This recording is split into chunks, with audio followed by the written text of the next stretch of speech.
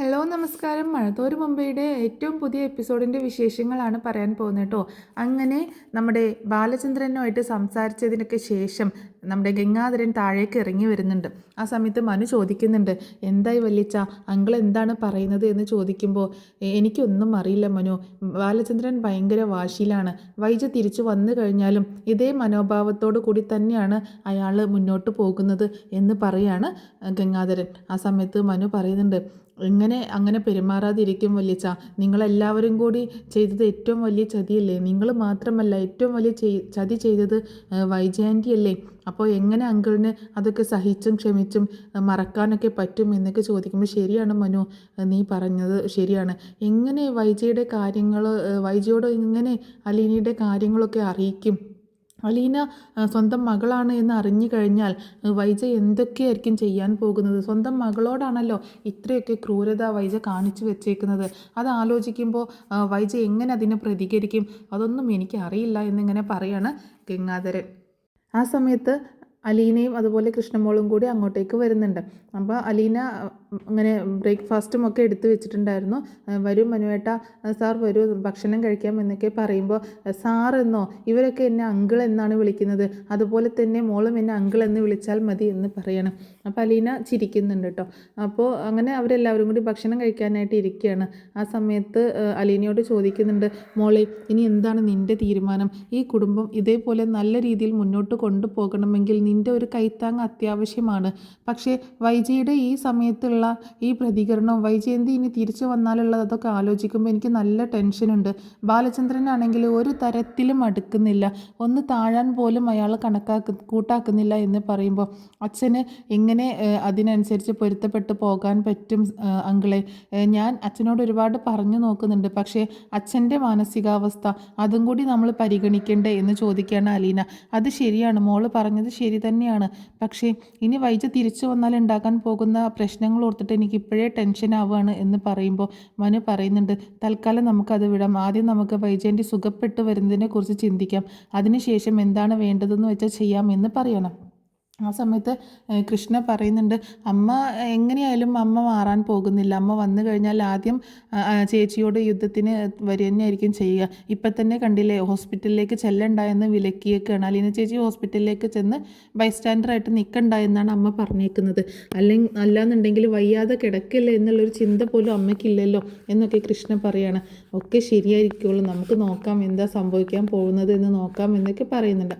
എന്നിട്ട് അലീനയോട് ഗംഗാധരൻ പറയുന്നുണ്ട്, എന്താണെങ്കിലും മോള് ചിലപ്പോൾ ഒരു ഉറച്ച തീരുമാനം എടുക്കേണ്ടതായിട്ട് വരും കേട്ടോ എന്നൊക്കെ പറയുമ്പോൾ, ഞാൻ എന്ത് തീരുമാനം എടുക്കാനും റെഡിയാണ് അങ്കിളെ. കാരണം ഈ വീട്ടിൽ ഒരു പ്രശ്നവും ഉണ്ടാവാൻ പാടില്ല. അച്ഛനും അമ്മയും എല്ലാവരും ഭയങ്കര സ്നേഹത്തോടും സമാധാനത്തോടും കൂടി തന്നെ കഴിയണം. പക്ഷേ അങ്കിളിന് ഉറപ്പ് തരാൻ പറ്റുമോ, ഞാൻ പോയി കഴിഞ്ഞാൽ ഈ കുടുംബം സ്നേഹത്തോടും സമാധാനത്തോടും കൂടി ഇവിടെ തുടർന്ന് പോകുമെന്ന് എന്ന് ചോദിക്കുമ്പോൾ ഗംഗാധരന് മറുപടി ഇല്ലാതാവുകയാണ്. അപ്പോൾ മനു പറയുന്നുണ്ട്, മറുപടി കൊടുക്കുക വല്യച്ഛൻ ഇപ്പോൾ ഇത്രയൊക്കെ പറഞ്ഞില്ലേ, എന്താണെങ്കിലും ഇത്രയൊക്കെ ആക്കി വെച്ചത് വല്യച്ഛനും കൂടി ചേർന്നിട്ടാണല്ലോ. ഈ പ്രശ്നങ്ങളൊക്കെ ഉണ്ടായത് നിങ്ങളുടെ ഭാഗത്തു നിന്നല്ലേ, കൊല്ലപ്പള്ളിക്കാരുടെ ഭാഗത്തു നിന്ന് വന്ന തെറ്റുകൊണ്ടല്ലേ ഇത്രയൊക്കെ പ്രശ്നങ്ങൾ ഉണ്ടായത്. അതുകൊണ്ട് ഈ ചോദ്യത്തിന് മറുപടി കൊടുക്കേണ്ട ബാധ്യതയുമുണ്ട് എന്ന് പറയാണ്. അപ്പോൾ ഗംഗാധരൻ പറയുന്നുണ്ട്, പ്രശ്നങ്ങളൊന്നും സോൾവ് ആവില്ല എനിക്കറിയാം, പക്ഷേ ഒരു അയവ് വരും വൈജയുടെ സ്വഭാവത്തിന്. ചിലപ്പോൾ എന്തെങ്കിലും ഒരു തണുപ്പൻ മട്ട് വന്നാലോ, എന്തൊക്കെയാണെങ്കിലും. പക്ഷേ അങ്ങനെയൊന്നും ഉണ്ടാവാൻ പോകുന്നില്ല. കാരണം ഇപ്പോൾ അലീന വൈജയന്തിയെ സംബന്ധിച്ചിടത്തോളം ബാലചന്ദ്രൻ അങ്കിളുടെ മകളാണ്. അപ്പോൾ ആ ഒരു പേരും പറഞ്ഞ് അങ്കിളുടെ നേരെ ചൊറിയാനായിട്ട് ചെല്ലും. അങ്കിള് തിരിച്ചെന്തെങ്കിലും പറഞ്ഞു കഴിഞ്ഞാൽ പിന്നെ അതവിടെ തീർന്നു എന്ന് പറയണം.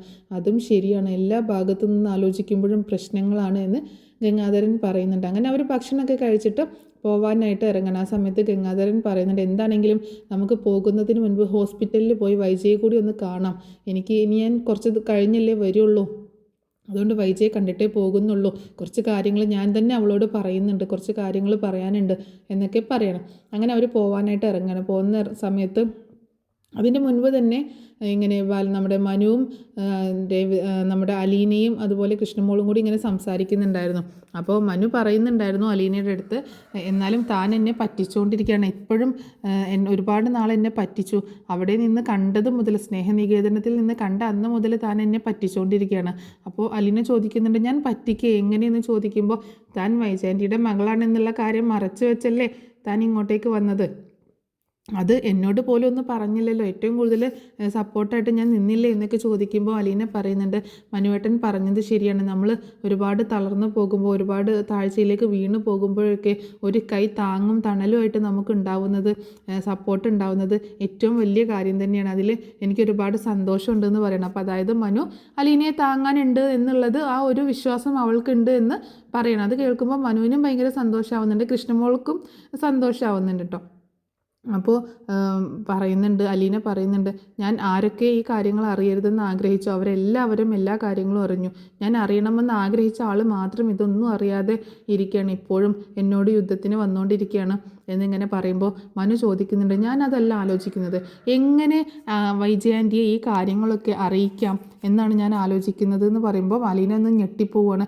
മനുവേട്ട എന്ന് വിളിച്ചുകൊണ്ട്, ഞാൻ പറഞ്ഞതാണ്, എങ്ങനെയെങ്കിലും ആൻറ്റി ഇതൊന്ന് അറിയണമല്ലോ, അതിനിപ്പോൾ എന്താ വഴി എന്ന് ഇങ്ങനെ ആലോചിക്കുമ്പോൾ അങ്ങനെ അപ്പോൾ അലീനയ്ക്ക് പേടി വന്നിട്ടുണ്ട്, വേണ്ട മനുവേട്ട അങ്ങനെ വേണ്ട, അറിഞ്ഞു കഴിഞ്ഞാൽ ഇവിടെ ആകെ പ്രശ്നമായിരിക്കും, പിന്നെ അച്ഛനും അമ്മയും തമ്മിലുള്ള ഒരുമിച്ചുള്ളൊരു ജീവിതമൊന്നും ഉണ്ടാവത്തില്ല, തൽക്കാലം ഇങ്ങനെ തന്നെ പോവട്ടെ എന്ന് പറയണം, എന്നാലും ഇതിനൊരു അവസാനം വരണമല്ലോ എന്ന് പറയുന്നുണ്ട്. അങ്ങനെ പിന്നീട് ഗംഗാധരനും അതുപോലെ മനുവും കൂടെ പോവുകയാണ്. പോകുന്ന സമയത്ത് ഗംഗാധരൻ അലീനയോടും കൃഷ്ണമോളോടൊക്കെ യാത്ര പറഞ്ഞൊക്കെ പോകുന്നുണ്ട് കേട്ടോ. അങ്ങനെ പിന്നീട് അവർ പോകുന്നത് നേരെ ഹോസ്പിറ്റലിലേക്കാണ്. അങ്ങനെ അവർ പോയി കുറച്ച് കഴിഞ്ഞ ഉടനെ തന്നെ ബാലചന്ദ്രനും പോകുന്നുണ്ട്. അപ്പോൾ ബാലചന്ദ്രൻ കുട്ടികളോട് പറയുന്നുണ്ട്, ഞാൻ ഹോസ്പിറ്റലിലേക്ക് പോവുകയാണെന്ന് പറയുമ്പോൾ കൃഷ്ണൻ ചോദിക്കുന്നുണ്ട്, ഞങ്ങളും വന്നോട്ടെ അച്ഛ എന്ന് ചോദിക്കുമ്പോൾ, വേണ്ട, നിനക്ക് കുറച്ച് പഠിക്കാനൊക്കെ അല്ലേ, നീ പഠിക്ക്, അപ്പോൾ ചേച്ചിയെ കൊണ്ടുപോകുന്നില്ലെന്ന് ചോദിക്കുമ്പോൾ, ചേച്ചിയെ കൊണ്ടുപോയാൽ നീ ഇവിടെ തനിച്ചാവില്ലേ, അതുകൊണ്ട് ചേച്ചിയും കൊണ്ടുപോകുന്നില്ല, നിങ്ങളിവിടെ ഇരിക്കുക, ഞാൻ പോയിട്ട് വൈകിട്ട് വരാമെന്ന് പറഞ്ഞിട്ട് ബാലചന്ദ്രനും പോകുന്നുണ്ട്. അങ്ങനെ പിന്നീട് കാണിക്കുന്നത് ഹോസ്പിറ്റലിലാണ്. ഹോസ്പിറ്റലിൽ നമ്മുടെ ഗംഗേട്ടൻ വൈജയെ കാണാനായിട്ട് ചെല്ലണം. ഗംഗേട്ടനും അതുപോലെ മനുവും കൂടി വൈജയെ കാണാനായിട്ട് ചെല്ലുന്നുണ്ട്.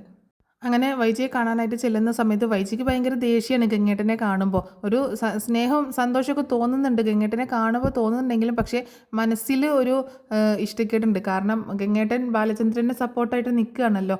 അപ്പോൾ ഗംഗേട്ടനെ കാണുമ്പോൾ വൈജയുടെ കണ്ണൊക്കെ നിറഞ്ഞ് സങ്കടം വന്ന് കരയാനൊക്കെ തുടങ്ങുന്നുണ്ട്. നീ കരയേണ്ട, നീ എന്തിനാണ് ഇങ്ങനെ കരയുന്നത്, ഇത് നീയായിട്ട് വരുത്തി വെച്ചതല്ലേ എന്ന് ചോദിക്കുമ്പോൾ, എല്ലാവരും എന്നെ കുറ്റപ്പെടുത്തുകയാണോ, ഞാനാണോ വരുത്തി വെച്ചതെന്ന് ചോദിക്കുമ്പോൾ, നീ എന്തിനാണ് ആ അസമയത്ത് ഇറങ്ങിപ്പോയത് എന്ന് ചോദിക്കണം, അതുകൊണ്ടല്ലേ ഇങ്ങനെയൊക്കെ സംഭവിച്ചത്, എന്നെപ്പറ്റി ആരും ചിന്തിക്കുന്നില്ല, എൻ്റെ മാനസികാവസ്ഥ എന്താണെന്ന് ആരും മനസ്സിലാക്കുന്നില്ല, എല്ലാവർക്കും എന്നെ കുറ്റപ്പെടുത്താൻ മാത്രമാണ് താല്പര്യം എന്നൊക്കെ പറഞ്ഞ് വൈജി ഇങ്ങനെ പൊട്ടിക്കരയുമ്പോൾ ഗംഗേട്ടൻ ദേഷ്യപ്പെടുന്നുണ്ട്. നീ ഒന്ന് ആലോചിച്ച് നോക്ക്, ബാലചന്ദ്രൻ ഇത്രയൊക്കെ നിന്നെ സഹിക്കുന്നില്ലേ, നിങ്ങളെ വിവാഹം കഴിഞ്ഞ അന്ന് മുതൽ അയാൾക്ക് നീ ഒരു സ്വസ്ഥതയും സമാധാനവും കൊടുത്തിട്ടുണ്ടോ, എന്നിട്ടും നിൻ്റെ കൂടെ ജീവിക്കുന്നില്ലേ, പക്ഷേ അയാൾ എന്നോട് കാണിച്ചതൊക്കെ ഗംഗേട്ടനൊന്ന് ആലോചിച്ച് നോക്കി, ഏതോ ഒരുത്തിയെ കൊണ്ടുവന്നിട്ട് വീട്ടിലെ വേലക്കാരിയാക്കി, പ്രൈവറ്റ് സെക്രട്ടറി ആക്കി, മകളാക്കി, ഇപ്പോൾ ദേ സ്വന്തം മകളുമാണെന്ന് പറയുന്നു. അയാളുടെ ആ കാലത്ത് ഇങ്ങനെയൊക്കെ ദുഷിച്ച് നടന്ന ആളല്ലേ, ഇപ്പോൾ അതൊക്കെ തെളിഞ്ഞു വന്നില്ലേ എന്ന് ചോദിക്കുമ്പോൾ, നീ എന്തർത്ഥത്തിലാണ് സംസാരിക്കുന്നത്, നീ ആരാടി, നീ നിന്നെപ്പറ്റി എന്താ ചിന്തിക്കാത്തത്, നീ എങ്ങനെയുള്ളവളായിരുന്നു, നീയും ഇതിനേക്കാളും അപ്പുറം കളിച്ച് നടന്നതല്ലേ, നീയും ഏതോ ഒരു ക്രിസ്ത്യാനി പയ്യൻ ആളുടെ കൂടെ പോയതല്ലേ, അവൻ്റെ ലാലിച്ചൻ്റെ കൂടെ കറങ്ങി നടന്ന് അവൻ്റെ കുഞ്ഞിനെയും പ്രസവിച്ച്, അതൊക്കെ നീ മറന്നു പോയെന്ന് ചോദിക്കുമ്പോൾ വൈജയുടെ വായറിഞ്ഞു പോവുകയാണ്. വൈജയന്തിയാകെ ഞെട്ടി പോവുകയാണ്. ആ സമയത്ത് ഗംഗേട്ടൻ ചോദിക്കുന്നുണ്ട്, ഇപ്പോൾ നിൻ്റെ വീട്ടിൽ നിൽക്കുന്ന ബാലചന്ദ്രൻ്റെ മകളാണ് എന്ന് പറഞ്ഞ് നിൻ്റെ വീട്ടിൽ നിൽക്കുന്ന അലീന ബാലചന്ദ്രൻ്റെ അല്ല, നിൻ്റെ സ്വന്തം മകളാണ് എന്ന് പറയട്ടോ. അപ്പോൾ വൈജയന്തി ഞെട്ടിപ്പോണ്. ഗംഗേട്ട എന്ന് വിളിക്കുകയാണ്. ഞാൻ പറഞ്ഞു വന്നത് നീ മുഴുവൻ കേൾക്ക്, നിൻ്റെ മകളാണ് അലീന, നീ അന്ന് പ്രസവിച്ച് ഓർഫനേജിൽ കൊണ്ടാക്കിയ മകളാണ് അലീന, ആ കുഞ്ഞാണ് ഇപ്പോൾ തിരിച്ചു വന്ന് വീട്ടിൽ നിൽക്കുന്നതെങ്കിൽ എങ്ങനെയായിരിക്കും നിൻ്റെ പ്രതികരണം എന്ന് ചോദിക്കണം, എങ്ങനെയായിരിക്കും ബാലചന്ദ്രൻ്റെ പ്രതികരണം എന്ന് ചോദിക്കണം. അത് കേട്ടപ്പോൾ വൈജയുടെ നാവടഞ്ഞു പോകുന്നുണ്ട്.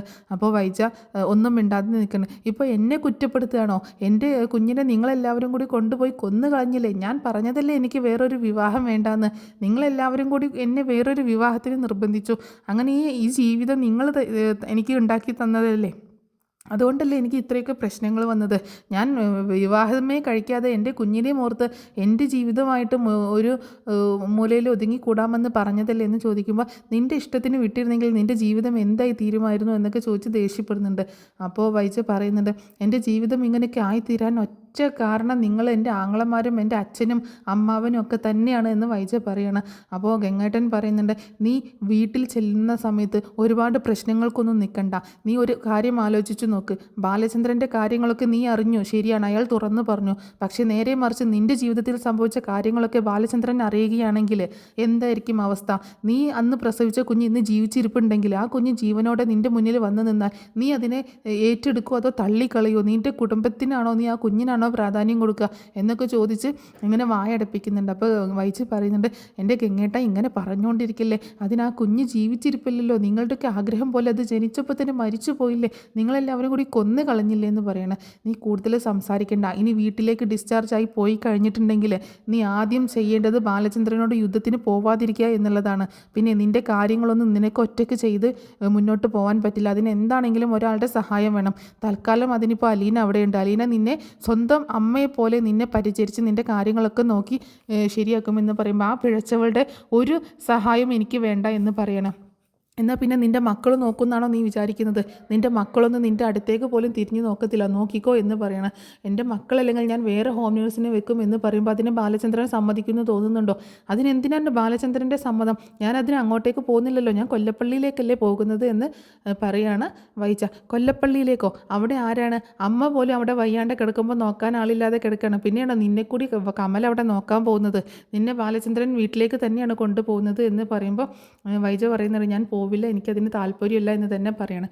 അപ്പോൾ ഗംഗേട്ടൻ നല്ല ചീത്ത പറയുന്നുണ്ട്, നീ ഈ അവസ്ഥയിൽ നീ ഇങ്ങനെ വാശി പിടിക്കാനായിട്ട് നിൽക്കണ്ട.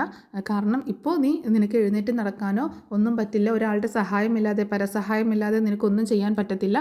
അതുകൊണ്ട് ഇപ്പോൾ നിലവിൽ നീ ബാലചന്ദ്രൻ എന്താണോ പറയണത് അതനുസരിക്കുക. അതിനുശേഷം നമുക്ക് എന്താണെന്ന് നോക്കാം. നീ തൽക്കാലം ഒന്ന് അടങ്ങ്. നീ ബാലചന്ദ്രൻ്റെ മകളാണ് അലീന എങ്കിൽ നീ നിൻ്റെ മകളായിട്ട് കാണണ്ട, അയാളുടെ മകളായിട്ട് കണ്ടോട്ടെ. ഒരു വേലക്കാരിയായിട്ട് നീ കണ്ടോ, കുഴപ്പമില്ല. പക്ഷേ വെറുതെ പോരിന് പോണ്ട. കാരണം ആ കൊച്ച് നിന്നോട് ഒരു തെറ്റും ചെയ്യുന്നു ില്ല. നിന്നെ ഒരു അമ്മയെപ്പോലെ സ്നേഹിക്കുകയാണ് അവൾ ചെയ്യുന്നത്. അത് നിനക്ക് മനസ്സിലാവാത്തത് കൊണ്ടാണ് എന്നൊക്കെ പറയുന്നുണ്ട്. ആ സമയത്താണ് അങ്ങോട്ടേക്ക് ബാലചന്ദ്രൻ കയറി വരുന്നത്. അപ്പോൾ ബാലചന്ദ്രൻ കയറി വരുമ്പോൾ ഇവരുടെ സംസാരം നിൽക്കുകയാണ്. അപ്പോൾ ബാലചന്ദ്രൻ വൈജയെ മൈൻഡൊന്നും ചെയ്യുന്നില്ല. അങ്ങനെ മരുന്ന് വാങ്ങിയിട്ട് അങ്ങോട്ടേക്ക് വന്നതാണ്. ആ സമയത്ത് സിസ്റ്റർ അങ്ങോട്ടേക്ക് വരുന്നുണ്ട്. മരുന്ന് കിട്ടിയോ എന്ന് ചോദിച്ചിട്ട്, ആ കിട്ടിയെന്ന് പറഞ്ഞിട്ട് സിസ്റ്റർക്ക് കൊടുക്കണം. സിസ്റ്റർ അത് അവിടെ കൊണ്ടുപോയി വെച്ചിട്ട് പറയുന്നുണ്ട്, ഇത് കുറച്ച് കഴിഞ്ഞിട്ടാണ് കഴിക്കേണ്ടത്, ഇവിടെ ഇരിക്കട്ടെ എന്ന് പറഞ്ഞിട്ട് സിസ്റ്റർ പോവുകയാണ്. അപ്പോൾ ഗംഗാധരൻ പറയുന്നുണ്ട്, ബാലേന്ദ്രൻ ഞാൻ ഇറങ്ങുകയാണ് എന്ന് പറയുമ്പോൾ, ആ ശരി ഗംഗേട്ട എന്ന് പറയണം. ആ സമയത്ത് വൈജി ഇങ്ങനെ ബാലചന്ദ്രനെ മൈൻഡൊന്നും ചെയ്യുന്നില്ല കേട്ടോ, വളരെ ദേഷ്യത്തിൽ തന്നെയാണ് നിൽക്കുന്നത്. ബാലചന്ദ്രനാണെങ്കിൽ വൈജിയും നോക്കുന്നില്ല. അപ്പോൾ ഗംഗാധരൻ പറയുന്നുണ്ട്, എന്താണെങ്കിലും ഹോസ്പിറ്റലിൽ നിന്ന് ഡിസ്ചാർജ് ആവട്ടെ, അപ്പോഴേക്ക് ഞാൻ വീണ്ടും വരാം എന്ന് പറഞ്ഞിട്ട് അവർ പോവുകയാണ്. ഗംഗേട്ടൻ അവിടെ നിന്ന് പോവുകയാണ്.